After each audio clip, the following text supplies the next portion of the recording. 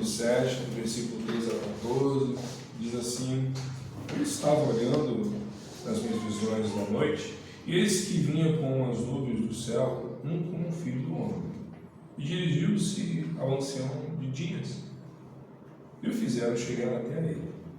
Foi-lhe dado domínio e glória, e o reino, para que os povos, nações e homens de todas as línguas o servissem. O seu domínio é domínio eterno, aleluia, que não passará, e o seu reino jamais será destruído. Aleluia, que palavra maravilhosa antes dessa pregação. Vamos orar pela vida do servo de Deus. Senhor, aqui pastor Flávio, que vai ministrar a palavra aqui, Senhor Jesus, aos nossos corações. O Senhor já falou com ele, traga, Senhor Jesus, a mente dele, tudo que ele estudou, que o teu Espírito, Pai, possa mover na tua igreja, e que possamos, ó Pai querido, com ouvidos atentos, com a mente aberta, e o coração pulsando, Deus eterno, para adquirir, para beber, para comer desta palavra, e que esta palavra venha edificar a tua igreja. Fale conosco hoje, nesta manhã, pois estamos, ó Pai, sedendo com fome de Ti, em nome de Jesus. Amém. Amém. Deus abençoe a Deus. Aleluia.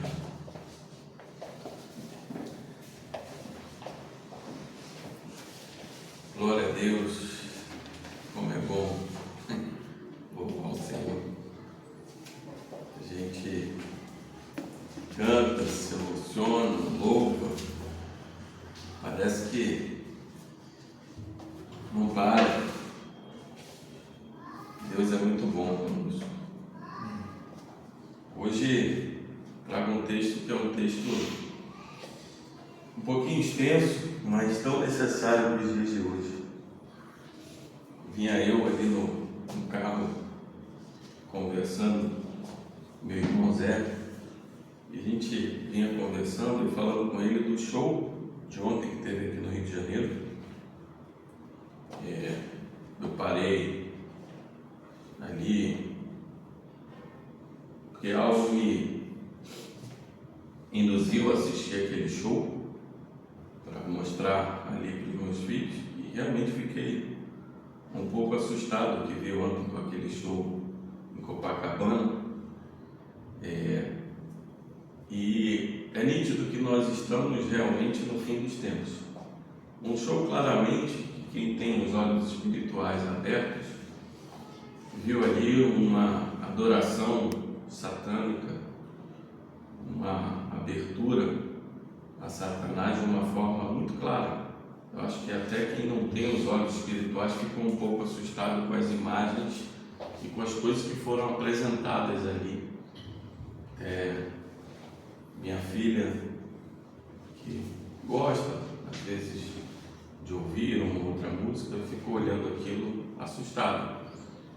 E esse texto justamente vai falar um pouco sobre isso também, que a gente vai chegando, as coisas vão caminhando para o fim.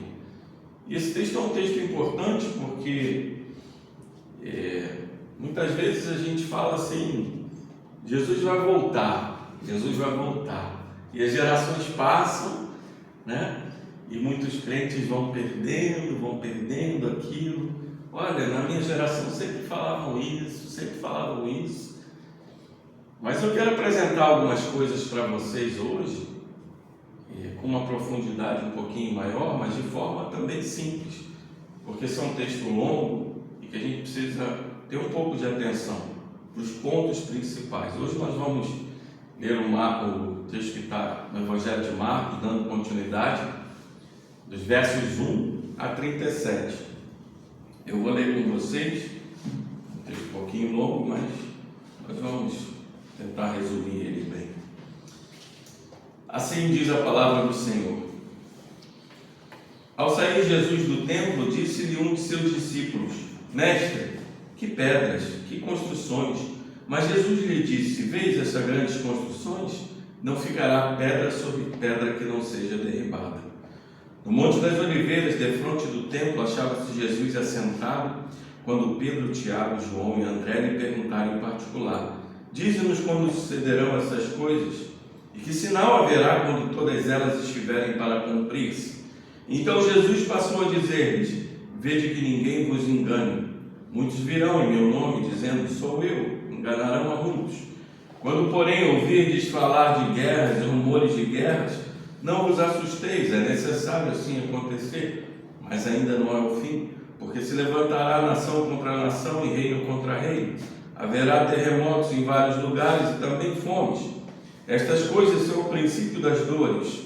Estai vós de sobreaviso, porque vos entregarão aos tribunais e às sinagogas, sereis açoitados e vos farão comparecer à presença de governadores e reis por minha causa, para lhes servir de testemunho. Mas é necessário que primeiro o Evangelho seja pregado a todas as nações. Quando, pois, vos levarem e vos entregarem, não vos preocupeis com o que haveis de dizer, mas o que vós for concedido naquela hora, isso falai, porque não sois vós o que falais, mas o Espírito Santo. Um irmão entregará à morte outro irmão, e o pai ao filho, filhos haverá que se levantarão contra os progenitores e os matarão. Sereis odiados de todos por causa de meu nome. Aquele, porém, que perseverar até o fim, esse será salvo. Quando, pois, virdes o abominável da desolação situado onde não deve estar, quem lê entenda, então os que estiverem na Judéia fujam para os montes, quem estiver em cima no eirado, não desça nem entre para tirar da sua casa alguma coisa. O que estiver no campo não volte atrás para buscar a sua capa. Ai das que estiverem grávidas, das que amamentarem naqueles dias. Orai para que isso não suceda no inverno, porque aqueles dias serão de tamanha tribulação como nunca houve desde o princípio do mundo, que Deus criou, até agora e nunca jamais haverá. Não tivesse o Senhor abreviado aqueles dias e ninguém se salvaria, mas por causa dos eleitos que escolheu, abreviou tais dias. Então, se alguém vos disser: eis aqui o Cristo, ou ei-lo ali, não acrediteis, pois surgirão falsos cristos e falsos profetas, operando sinais e prodígios para enganar, se possível, os próprios eleitos. Estai vós de sobreaviso, tudo vos tenho predito. Mas naqueles dias, após a referida tribulação, o sol escurecerá, a lua não dará sua claridade, as estrelas cairão do firmamento, os poderes dos céus serão abalados. Então verão o Filho do Homem vir nas nuvens com grande poder e glória. E ele enviará os anjos e reunirá os escolhidos dos quatro ventos, da extremidade da terra até a extremidade do céu. Aprendei, pois, a parábola da figueira. Quando já os seus ramos se renovam e as folhas brotam, sabeis que está próximo o verão.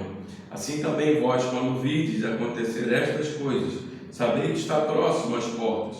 Em verdade vos digo que não passará esta geração sem que tudo isto aconteça. Passará o céu e a terra, porém minhas palavras não passarão. A respeito daquele dia ou da hora ninguém sabe, nem os anjos, nem o céu, nem o Filho, senão o Pai. Estai de sobreaviso, vigiai e orai, porque não sabeis quando será o tempo.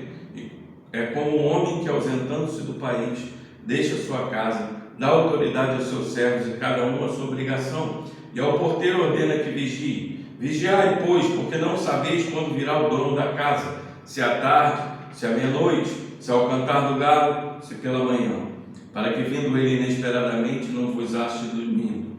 O que, porém, vos digo a todos: vigiai. Glória a Deus. Esse texto é um texto que ele fala de algumas coisas importantes. Jesus está ali, como a gente vinha trabalhando no Evangelho de Marcos.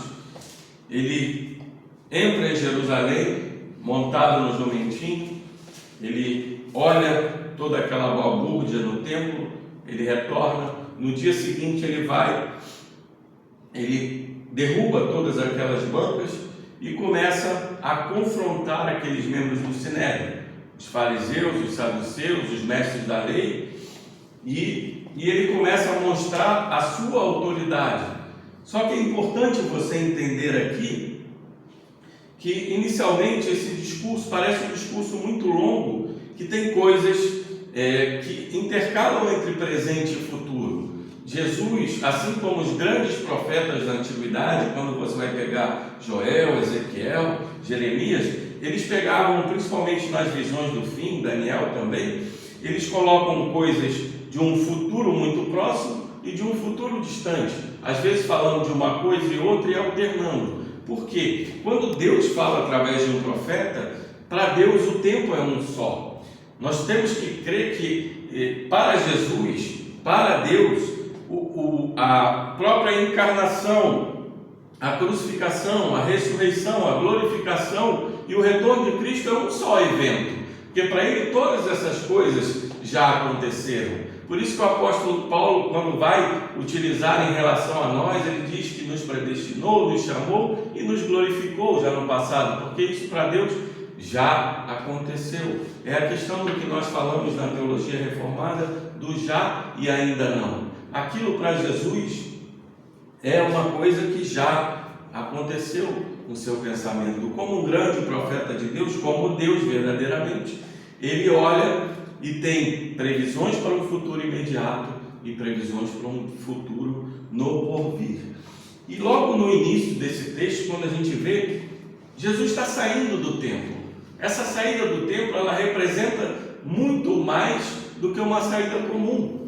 É como se Jesus estivesse falando assim: eu confrontei as autoridades, eu estou aqui direto com vocês, eu mostrei para vocês que esse templo não tem mais utilidade, porque eu amaldiçoei a figueira e a figueira secou. Com aquele simbolismo todo, Jesus amaldiçoa e ele confronta e mostra para aqueles mestres da lei, aqueles membros do Sinédrio, que aquele templo não tinha mais utilidade. Então, quando Jesus sai do templo, é como ele estivesse dizendo para aqueles homens: esse templo não serve mais para nada, porque o verdadeiro templo está saindo do templo, o verdadeiro Filho de Deus está saindo, e agora virão novos templos. E é interessante que, ao sair do templo, um dos discípulos, que não é dito o nome, alguns vão dizer que poderia até ser Judas, que era o apóstolo mais materialista, que está falando sobre as construções, sobre a magnificação daquele templo, porque quando você vai ver, por exemplo, Marcos falando na Santa Ceia, ele não cita o nome de Judas, porque pela infâmia que ele ocasionou a Jesus, muitos deles não gostariam nem de falar o nome dele. Mas é interessante que Jesus caminha para o Monte das Oliveiras. Quem conhece a geografia de Jerusalém, vê que o Monte das Oliveiras fica praticamente de frente ao Monte Sião, onde está o templo, e ali onde estava o templo nessa época. Então Jesus tinha uma visão direta, principalmente do lado leste, e conseguia ver a entrada do templo. E aquilo, quando aquele apóstolo olha para trás, ele diz assim: que pedras, que construções, que coisa magnífica. É como se ele estivesse dizendo: Senhor, olha isso, toda essa construção, tudo isso. Porque Jesus acabou de repreender, Jesus acabou de virar as costas para o templo, Jesus acabou de dizer que aquilo não tinha mais fundamento, e aquilo para o judeu tinha uma representação muito grande. O templo era como se fosse a essência do judeu, aquilo para ele, a presença de Deus estava no templo, e Jesus pega e sai dali com o coração triste, sai dali com o coração caminhando para o Monte das Oliveiras, e quando eles olham para trás, é interessante que quando você vai ali para Zacarias 14:8, Zacarias tem um texto que ele fala que no fim dos tempos, aquele homem se sentaria, Deus ali, o próprio Deus se sentaria no Monte das Oliveiras e veria a destruição de Jerusalém. E Jesus ainda se coloca como Deus aqui. Ele mostra aquela profecia de Zacarias que virá no fim do tempo, mas Jesus já mostrando uma prefiguração de aquilo tudo. E esses homens ouvem dele: vê essas construções, não ficará pedra sobre pedra. Jesus sai do simbolismo da figueira e agora vai para algo concreto. Ele fala assim: ó, está vendo esse templo todo? Isso aqui vai acabar. E o interessante é que, se você pensar na cabeça daqueles homens, você imagina, Herodes, 50 anos antes, Herodes grande ali, Herodes o pai, já construía aquele templo. Já no tempo de Jesus, já há 50 anos estava sendo construído, e aquilo continua aquelas construções, e eram coisas tão grandes, né? Flávio José vai dizer que tinham pedras de 18 metros de comprimento, e assim, não foi achado pela arqueologia pedras de 18 metros, mas acharam pedras de 13 metros por 3,3 de altura, 4,5 de profundidade, 450 toneladas de pedra, cada pedra, foram achadas na arqueologia. Você imagina aquilo tudo, aquele pórtico de entrada, o pórtico real, tinha 13 metros de altura, colunas assim, são 4 fileiras de colunas com capitéis coríntios, aí, 3 corredores, aquilo tudo assim, com ouro em todas as coisas, engastado. Aquele templo recebia tanto dinheiro do mundo todo, dos judeus, e aquilo tudo era ornamentado. E Herodes o Grande, pela sua grandeza, queria fazer o maior templo. E é interessante que aquele era o maior templo da antiguidade, 3 vezes maior que o templo de Salomão. Ali praticamente tinham 12 campos de futebol em tamanho. E aquilo tudo, quando eles olham para trás, Jesus diz assim: não ficará pedra sobre pedra. Você imagina o coração desses homens quando ouviram isso tudo? E eles, assustados, falam para eles assim, fala para Jesus: diz-nos quando sucederão estas coisas e que sinal haverá quando todas elas estiverem para cumprir-se. Essa frase é importante porque primeiro eles perguntam estas coisas, eles estão se referindo à destruição do templo, né? Mas logo em seguida ele fala assim: e que sinal haverá quando todas elas estiveram para cumprir-se? A palavra cumprir-se na cabeça de um judeu é sempre em relação à escatologia.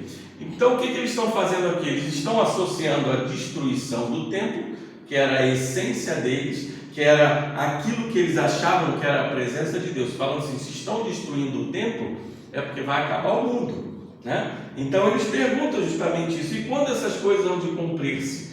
Mas aí Jesus vai explicar para eles: veja que ninguém vos engane. Muitos virão em meu nome dizendo: sou eu. Enganarão a muitos.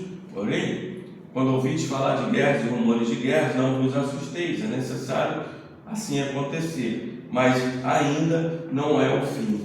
O interessante, meus irmãos, é que ele toca num ponto que aconteceu muito naquela época.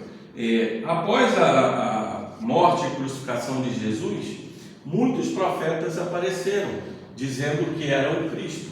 Nós temos ali referências em Atos, nós vamos ver ali em Atos 5, fala de Teudas, fala de outros que estavam se comportando como se fosse o Messias, e também Bar-Cobá, que era um profeta judaico, aparece ali em 130 depois de Cristo, que o próprio judeu Aquiba fala que ele era o Messias. Então muitos apareceram naquela época tentando enganar, dizendo, e faziam sinais e maravilhas. Flávio José vai dizer que fez um milagre no Jordão também, e que levou a muitos com eles.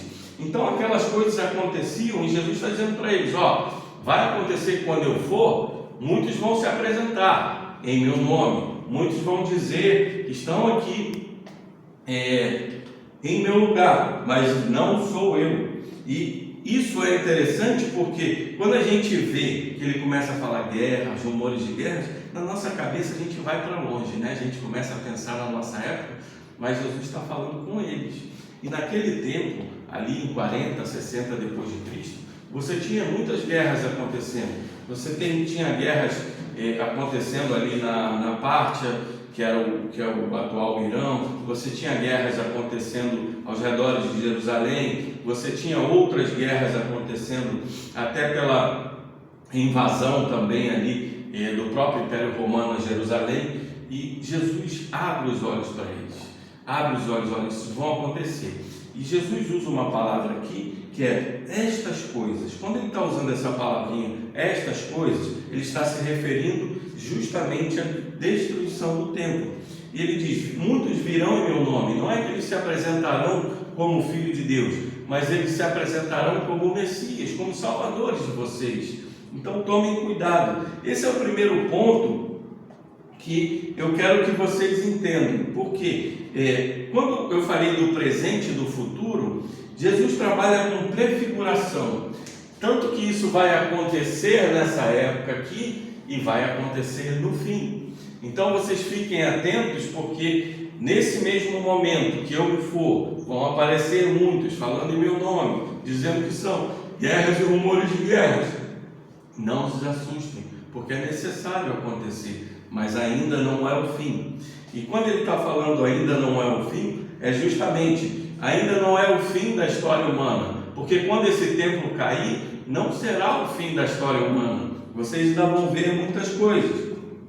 E se levantará nação contra nação e reino contra reino. Aqui nós temos uma guerra, inclusive, quando a filha de Aretas, que era um rei ali da Pártia,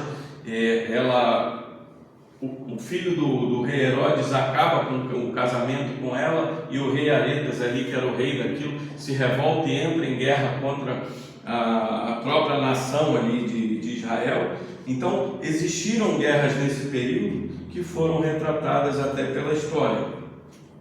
E aí o mais interessante é que nós precisamos entender que Jesus, quando senta naquela posição de um mestre e está falando para eles, ele está dizendo assim: olha, o que está acontecendo? Em toda a história, você vai pegar o povo do deserto, que foi um povo apóstata, e eu fiz juízo sobre aquele povo. No povo, naquela época, que foi para o exílio da Babilônia, a mesma coisa.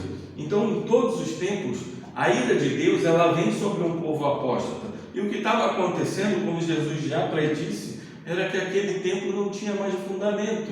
Era uma figueira, sem frutos nenhum, com folhas, e teria que vir o julgamento sobre aquilo. Mas a disciplina de Deus, ela é sempre redentiva. Ela faz com que o povo volte. O povo de Israel a todo momento estava voltando para Deus quando ia para o exílio ou quando sofria uma derrota. E aqui Deus provoca esse ciúme nos judeus quando ele começa a atingir o povo gentio, para que nesse tempo que a gente vive, o ciúme que os gentios ocasionam à nação de Israel possa trazer o povo de Israel de volta.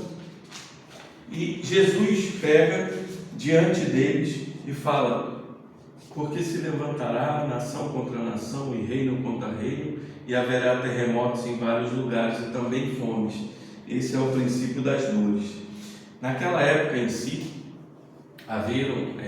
tiveram terremotos importantes, né? Inclusive terremotos ali em Pompeia e tudo, nesse período ali de 40 a 60 depois de Cristo, até 70 depois de Cristo, houveram muitos terremotos ali também. Marcos escreve mais ou menos esse evangelho em torno de 58, de 50 a 60 ali mais ou menos, quando todo mundo está falando, e o livro de Tessalonicenses também, um pouquinho antes, nessa época, né, que já falava dessa apostasia que aconteceria. E Jesus diz que é apenas o princípio das dores. E teve muita fome no governo, por exemplo, de Cláudio, em 46 depois de Cristo. Teve muita guerra também ali na questão do governo de Calígula também, que foram acontecendo. Roma tomou praticamente todas as coisas ao redor, todas as nações ao redor deles, e os terremotos se intensificaram, por incrível que pareça, nessa época. E como eu falei que Jesus prefigura uma coisa a outra, se a gente pegar, para vocês terem uma ideia, até separei uns dados aqui importantes, que quando a gente começa verdadeiramente a ver sobre os terremotos, por exemplo, os grandes terremotos do mundo, no século XIX, nós estamos falando de pequenos terremotos, estamos falando de grandes terremotos. No século XIX, nós tivemos 36 terremotos grandes. No século XX, nós tivemos 94 terremotos grandes. Então, o que eu quero que vocês entendam? Está havendo uma intensificação. Muitos vão dizer assim: não, porque o nosso sistema agora de detecção é melhor. Mas nós não estamos falando de microterremotos que são detectados. Nós estamos falando de grandes terremotos que são vistos desde o início da humanidade. Aqueles grandes terremotos de grande escala Richter, que abala a estrutura, que derruba toda a cidade, que é visível aos olhos das pessoas. E essa intensificação tem ocorrido. O aumento da fome tem ocorrido. Eisenhower, em 1953, falou assim, que nós gastamos tanto dinheiro com guerra que apenas um avião na verdade, daria para você matar a fome ali de 500 mil pessoas, mais ou menos. E um míssil lançado daria para você fazer com que 800 famílias estivessem lá. Na Segunda Guerra Mundial foi gastado $1 trilhão. E tudo isso, se fosse pensado, poderia acabar até com os problemas sociais do mundo.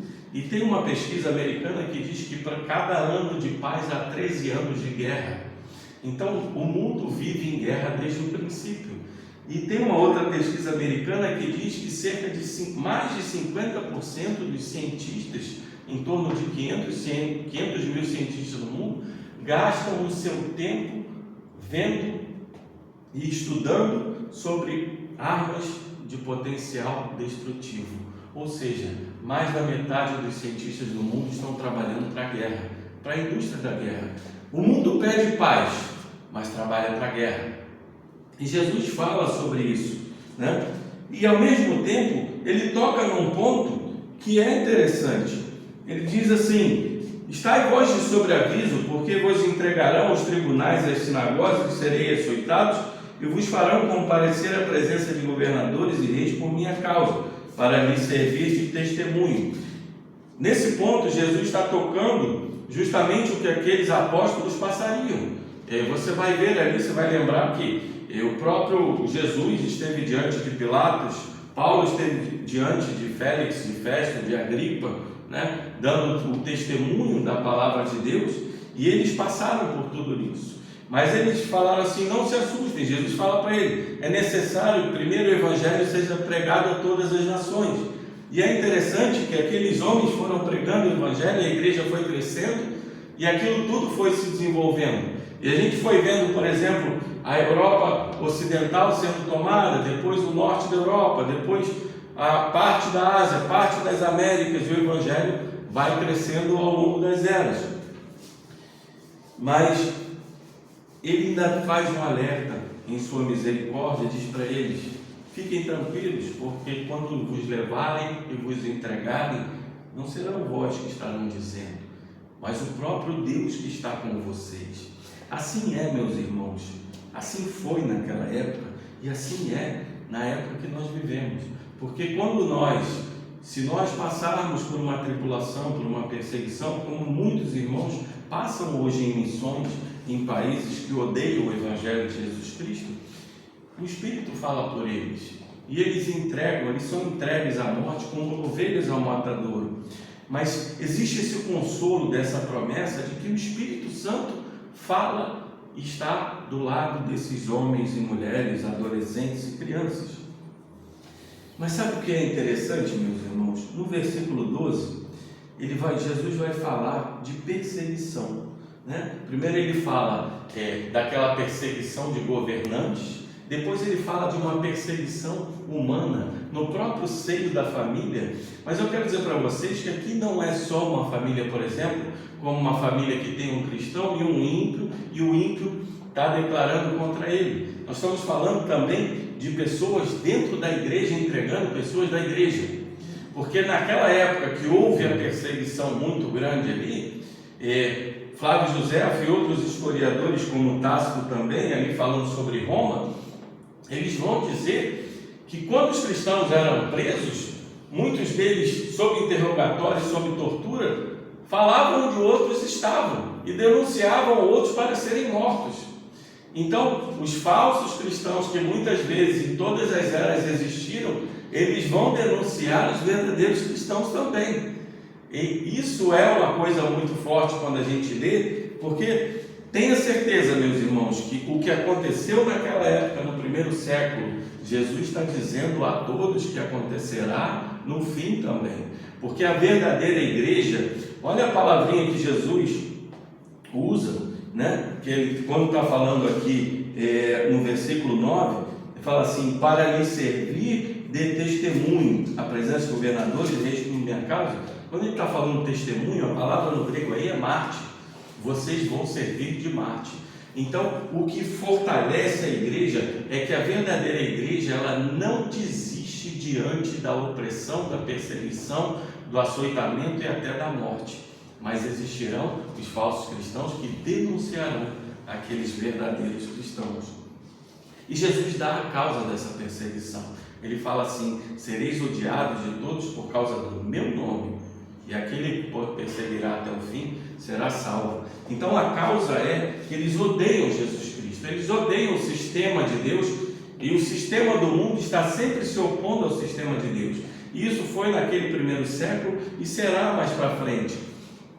E é interessante que esses 13 primeiros versículos, nós vimos que Jesus nos deu um panorama do que aconteceu naquela época, que o povo justo de Deus precisa testemunhar em meio à rejeição e perseguição, que a igreja deve ter cuidado para não entender algumas ocorrências como sinais do fim, e que este mundo perverso chegará ao fim. Mas ele diz: ainda não é o fim. E aí nós passamos para a segunda parte do texto, em que algumas Bíblias vão chamar de a grande tribulação, dos versos 14 aos versos 23, que são uma parte do texto que gera um pouquinho de dúvida. E aqui diz: quando pois virdes o abominável da desolação, situado onde não deve estar quem nem entenda, então os que estiverem na Judéia fujam para os montes. Quando ele fala de abominável da desolação, alguns vão falar que isso aconteceu em 168 a.C., quando Antíoco Epifânio entrou no templo, erigiu um templo a Zeus, matou uma porca no altar e profanou o santo templo ali, diante de todos os judeus. Mas Jesus não está falando de um evento anterior. E aqui aconteceram alguns eventos nessa época. O primeiro foi quando os zelotes invadiram o templo, derramaram o sangue dos sacerdotes ali no templo e tomaram o templo, proclamando um homem chamado Fanias para que ele assumisse o templo. E em 70 depois de Cristo acontece uma outra coisa, que é quando Tito invade o templo, o Tito, que era o general que estava invadindo, filho do imperador Vespasiano, ele está invadindo e destruindo Jerusalém. Ele entra no templo com os estandartes de Roma, ele derruba tudo aquilo e ele profana de uma certa forma o templo quando eles fazem sacrifícios a eles e proclamam Tito o imperador. Então ali aquilo foi profanado. Muitos vão dizer que aquela abominação dos zelotes causa essa desolação de Tito, como se fosse uma sequência de eventos.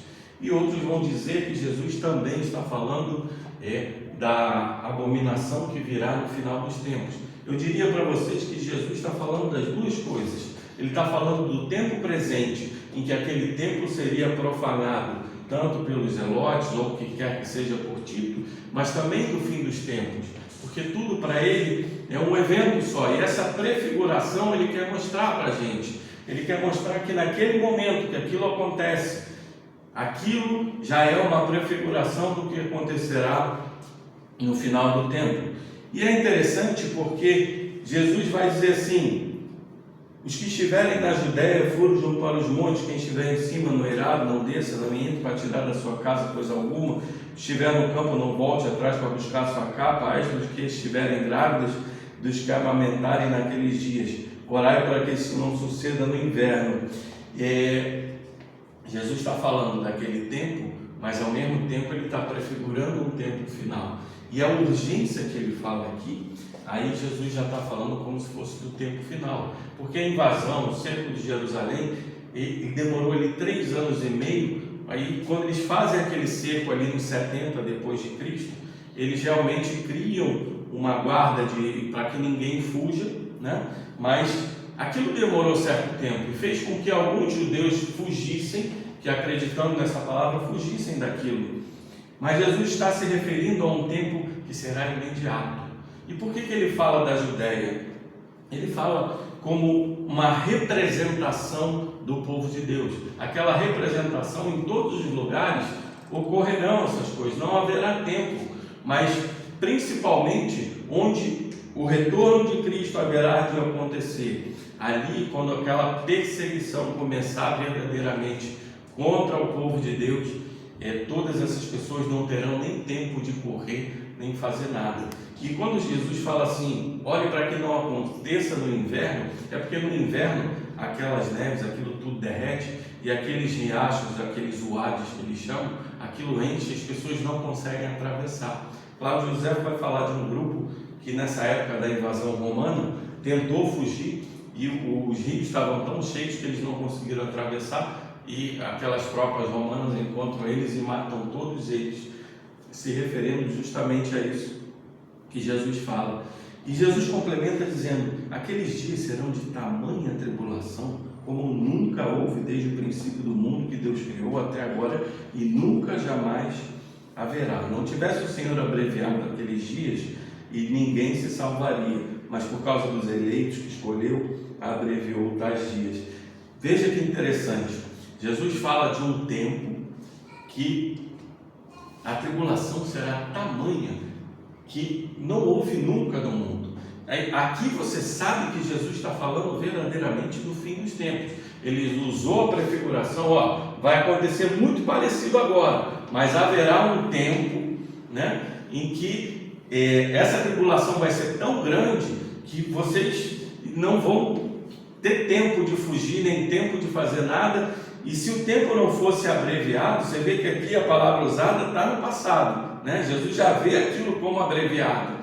E muitos vão defender que esse tempo já está ocorrendo, mas se a gente pensar assim, 2000 anos não é um tempo abreviado, né? Que já tem passado. É preciso que ocorra verdadeiramente um tempo quando o abominável da desolação sentará no trono de Deus verdadeiramente, e aquilo ocorrerá, essa perseguição. A gente não sabe quando isso vai ocorrer ou por quem vai ocorrer, mas Jesus, o recado dele para nós: olha, vigiem, olhem os sinais, olhem essas coisas. Quando essas coisas começarem a acontecer, é o princípio das dores, mas não é o fim. Mas o Senhor abreviará o tempo por causa dos seus eleitos.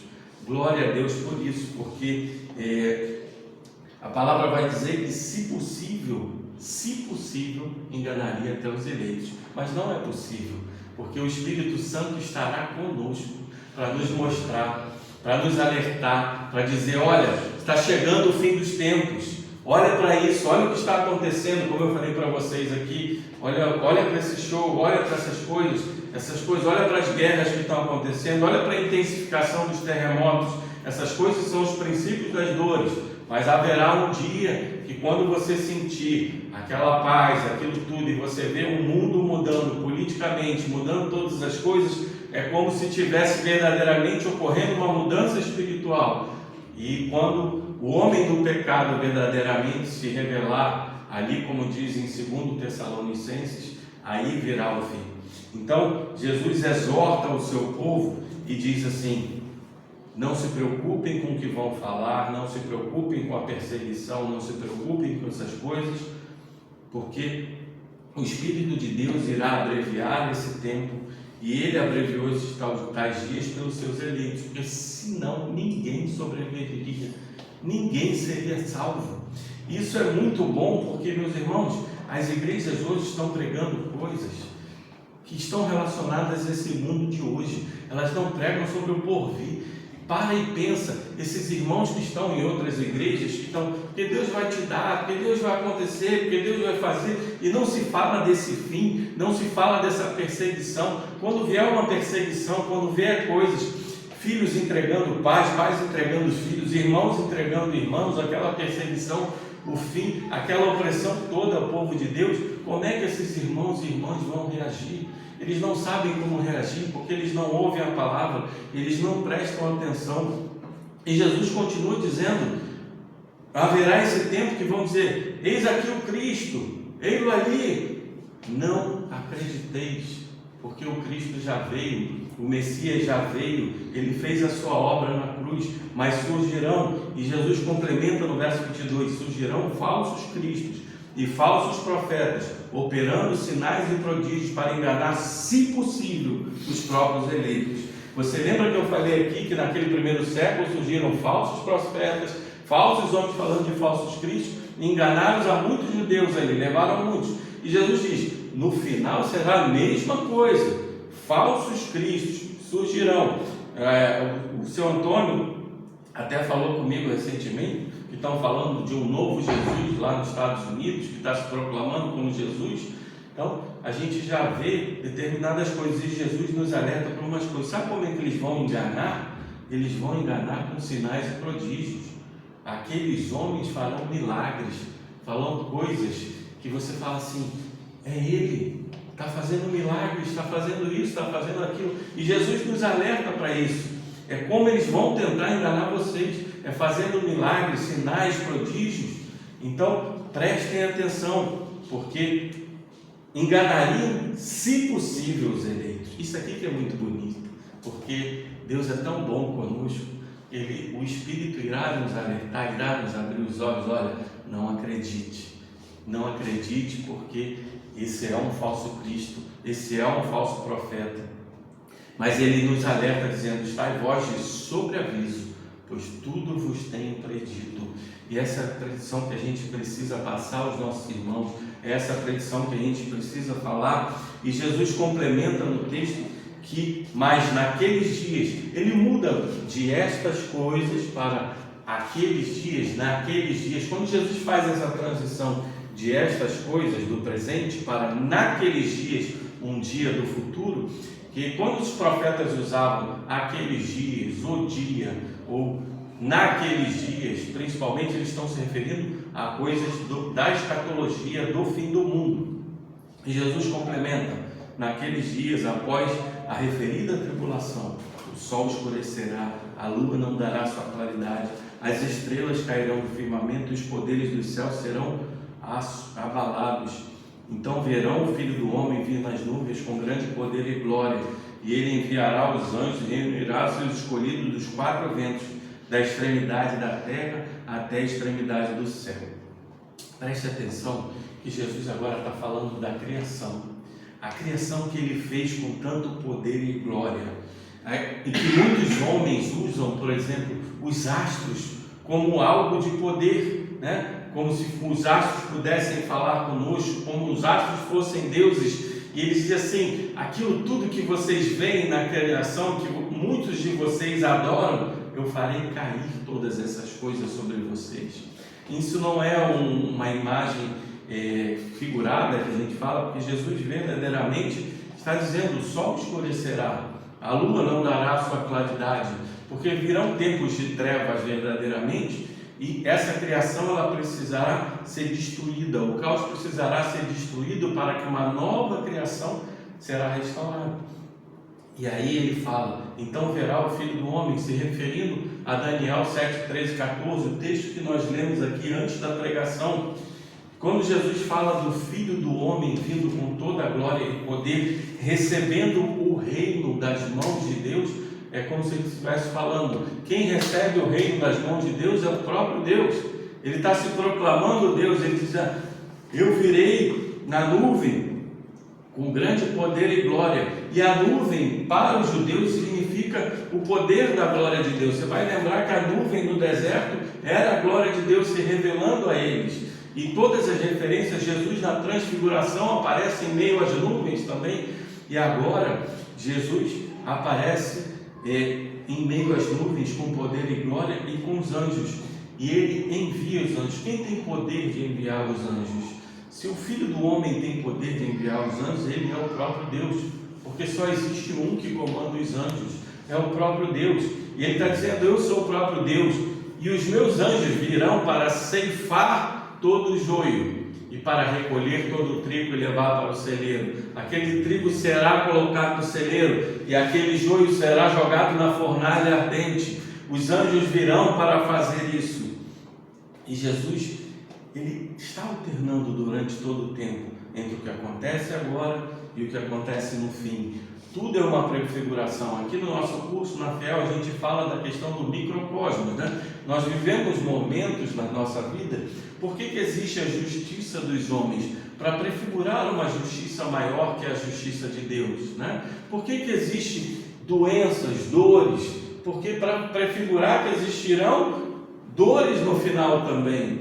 Então tudo é uma prefiguração do fim da história humana. E aqui o que Jesus está fazendo, olha, o que acontecerá agora em Jerusalém prefigura o fim, né? Porque homens entrarão, abominarão, profanarão o templo e tudo isso será destruído.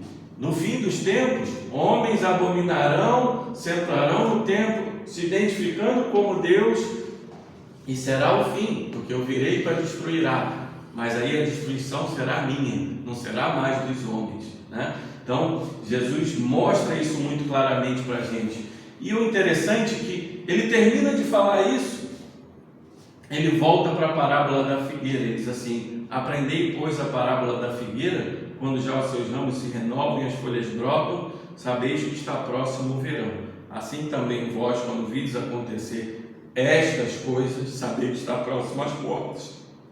Em verdade vos digo que não passará esta geração sem que tudo isso aconteça. Presta atenção que Jesus volta a usar a palavra estas coisas, e ele volta novamente para o tempo.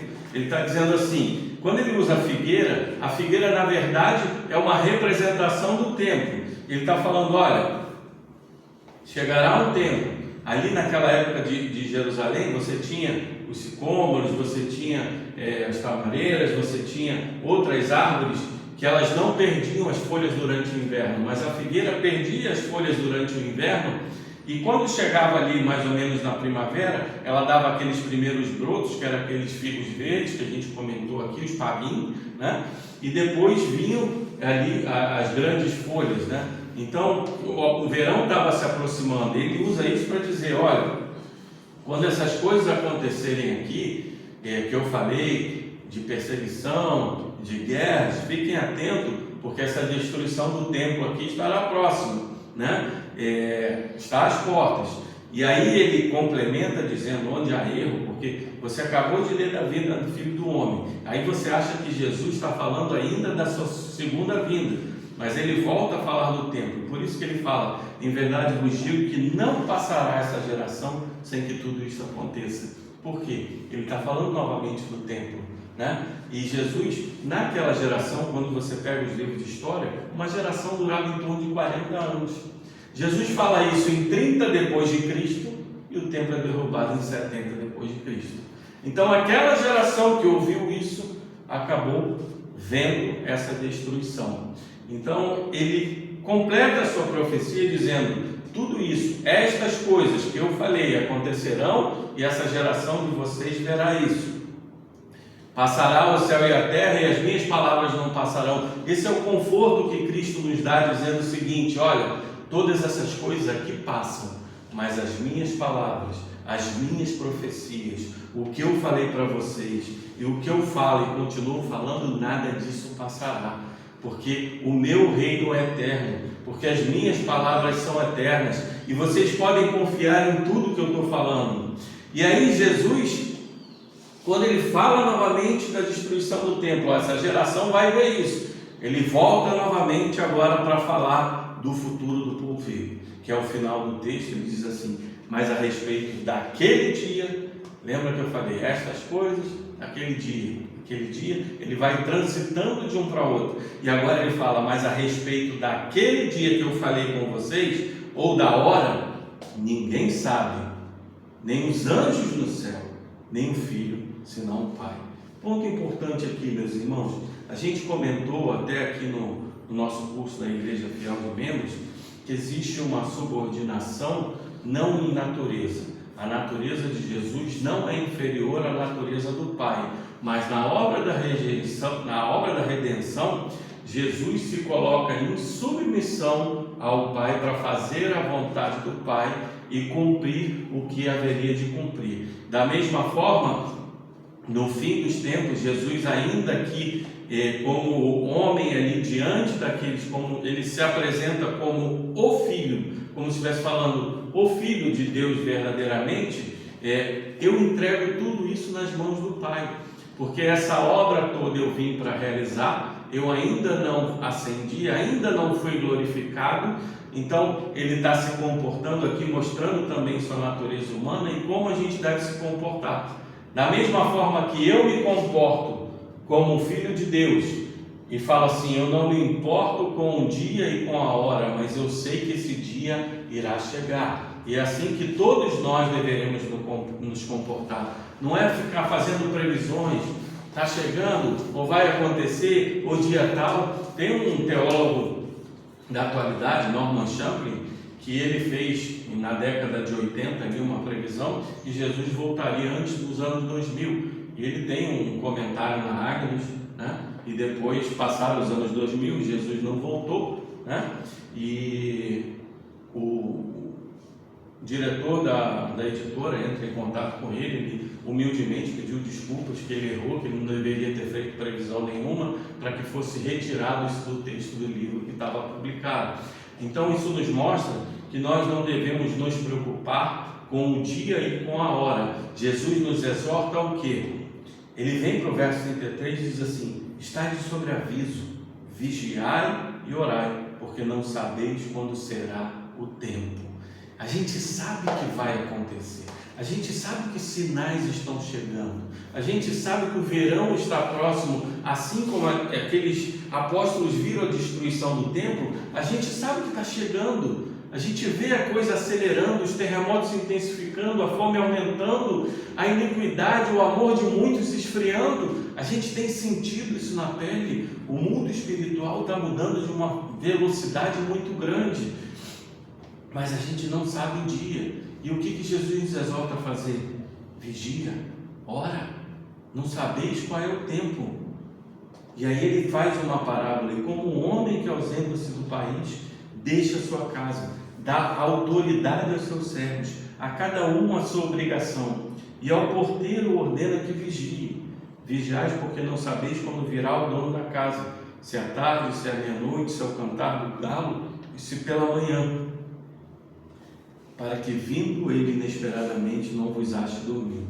O que porém vos digo a todos: vigiai.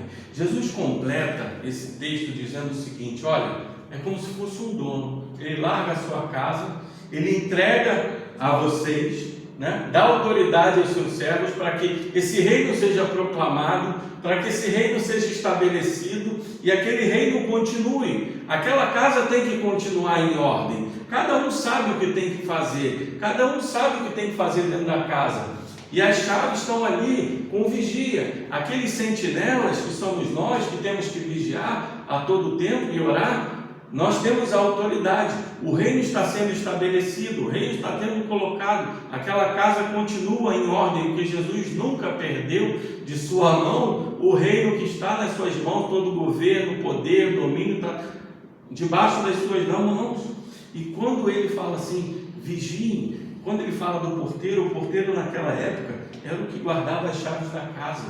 O porteiro naquela época era o que verdadeiramente vigiava e ficava vendo se vinham pessoas para invadir, ou pessoas, ou se o seu próprio dono estivesse voltando. Era muito pouco provável que o dono voltasse à noite, até pelos salteadores, pelos perigos que aconteciam, mas Jesus fala da noite. Ele fala das 4 vigílias, e aqui ele coloca as 4 vigílias romanas. Marcos coloca, principalmente porque esse texto era para o povo de Roma, né? Os judeus tinham 3 vigílias, e aqui Marcos fala de 4 vigílias.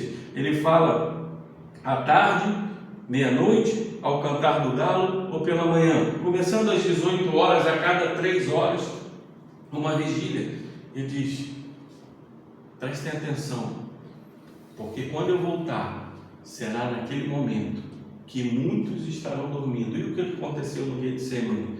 Quando Jesus está orando ali, aqueles apóstolos dormem, e ele diz assim: vigiai e orai, está chegando o tempo. E ele está falando daquele tempo que ele seria crucificado, né? Ele está falando da crucificação, da ascensão, da ressurreição, mas agora Jesus está falando para nós: vigiai e orai, porque é chegado o tempo. Vigiai e orai, porque vocês não sabem um dia, e eu chegarei de forma repentina. Não haverá tempo mais para dizer Jesus, não haverá mais esse tempo. Então, se você que está nos ouvindo, se você que está em casa, você que está falando assim: eu vou deixar para amanhã, eu vou deixar para amanhã, pode ser que você durma essa noite e Jesus volte essa noite. E o que você vai falar diante do juiz de toda a terra, diante do juiz de toda a criação? Você vai dizer o que para ele? Não há o que dizer.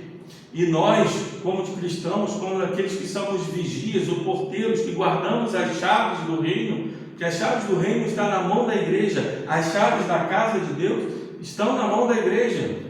Nós precisamos vigiar e orar, e não ficar fazendo previsões. Olha, Jesus vai voltar em 2040, Jesus vai voltar em 2035. Não, Jesus está às portas, está acontecendo. As coisas que aconteceram no primeiro século, como ele prefigurou, ele está dizendo: olha, aquilo que aconteceu, daqui a pouco, um homem do pecado profanará o templo de Deus, haverá um tempo que vocês vão ver a iniquidade, toda aquela impiedade sobre o povo de Deus, matarão cristãos, farão de uma forma que será um tempo de muita angústia, mas tem de bom ânimo, porque eu abreviei os tempos e eu voltarei. Talvez Jesus não nos poupe do sofrimento, mas Ele nos poupa da aniquilação. Nós não seremos aniquilados, porque o amor de Deus por nós é tão grande, porque Ele diz aqui: se possível nós seríamos enganados, mas nós não seremos. Se possível nós seríamos aniquilados, mas não nós seremos, porque a bondade de Deus, a graça de Deus sobre as nossas vidas, a salvação de Deus é algo que nós temos e jamais perdemos, mas nós devemos vigiar e orar. Então, meus irmãos, qual é o propósito desse texto? Jesus está falando: olha, o que aconteceu lá no primeiro século há de acontecer novamente. Vigiai e orai, porque é chegado o tempo do reino de Deus. E agora não mais o reino de Deus será estabelecido, não mais haverá misericórdia, não mais haverá a graça para você dizer assim: olha, eu ainda tenho tempo de me converter. Quando Jesus voltar, não haverá mais misericórdia, haverá o juízo. Quando Jesus voltar, não haverá mais tempo para dizer será restaurado, porque primeiro será destruído para poder ser restaurado. Quando Jesus voltar, nós só podemos estender os braços para Ele e dizer: Pai, eu não dormi, eu estava vigiando, eu estava vendo, e todas essas coisas que o Senhor predisse. Glória a Deus pelo Teu Filho amado Jesus Cristo, que nos colocou em nossas mentes, em nossos corações, todas essas palavras, e estávamos de sobreaviso te esperando, porque o amor de Deus, meus irmãos, como foi pregado aqui, Ele é tão grande por nós.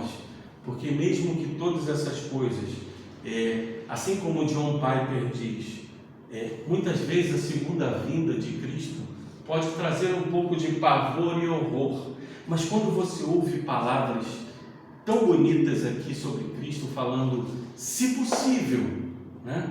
Eu não deixarei. Quando ele está falando da proteção do seu povo, isso nos dá um conforto, uma alegria tão grande, porque mesmo diante da morte, a sua igreja jamais cede. A verdadeira igreja, esse espírito de resiliência, esse espírito de resistência, esse espírito de vigilância, ele será nos dado pelo Espírito Santo de Deus. E nós, muitas vezes nós podemos falar assim: não sei se eu resistirei. Resistiremos, porque assim Cristo quer. Resistiremos porque Deus nos protege da aniquilação, Deus nos protege do sofrimento. E eu creio, meus irmãos, que quando esse tempo chegar, ao mesmo tempo que haverá um juízo tão grande de Deus sobre a impiedade e a iniquidade daqueles que não estão, haverá um tempo de tanta glória, de tanto amor também, que nós, mesmo debaixo da perseguição, mesmo debaixo das dores, mesmo debaixo até da morte, nós veremos a glória de Cristo tão próxima, que nosso coração se regozijará, se alegrará demais de saber: nosso Rei está voltando, nosso Rei está vindo para nos salvar. Não haverá mais dor, não haverá mais choro, não haverá mais pranto, não haverá mais tristeza nesse mundo, porque o nosso Rei está vindo para restaurar todas as coisas. E a vitória dele é uma vitória tão certa, porque já foi proclamada. E a vitória dele não será, como muitos acham, com tiros, com guerra. A vitória dele será pela espada que sai da sua boca. Ele, com uma palavra, derrotará Satanás e os seus anjos e esse mundo de impiedade e iniquidade, e trará os seus santos para se regozijarem, se alegrarem e por toda uma eternidade louvarem o santo Deus. Glória a Deus, porque nós temos um Deus que nos dá uma palavra de exortação, de amor e de vigilância, para que a gente possa estar vigilante, sabendo que Deus nos protege, que Deus nos abençoa e que Deus nos ama por toda a eternidade. Amém. Deus seja louvado. Senhor Deus, querido Pai, nós te louvamos por mais esse momento. Nós te louvamos por mais essa palavra. Nós te louvamos, Senhor Jesus, porque és o nosso sumo sacerdote, és o nosso rei. E as tuas palavras que foram dadas aos teus apóstolos, e como bem o Senhor termina esse texto, isso que digo a vocês, digo a todos. Essa palavra é dita a toda a sua igreja, em todas as eras. A vigilância que nós temos, quem sabe morreremos até antes da sua vinda, mas temos que vigiar até o último dia de nossa vinda, de nossa morte. Ou passaremos por essa angústia, por essa tribulação, mas vigiando, sabendo que o Senhor está voltando, mas com o coração cheio de alegria, de saber que o nosso Rei está voltando, de saber que o nosso Rei jamais nos abandonou, nem nunca vai nos abandonar, porque nada há de nos separar do amor de Deus que está em Cristo Jesus. E damos glórias a Deus por isso. Obrigado, Senhor, por essa palavra de exortação à vigilância, mas obrigado também por mostrar o amor aos seus eleitos. E é isso que nos faz prosseguir e saber. Nós temos um Deus que é fiel ao seu próprio nome, que não pode negar a si mesmo, e que as palavras jamais passarão, porque suas palavras são eternas, e o seu amor pelos seus eleitos também é eterno. Glória seja dada a Ti. É o que oramos em nome de Jesus. Amém. Glória a Deus. Aleluia.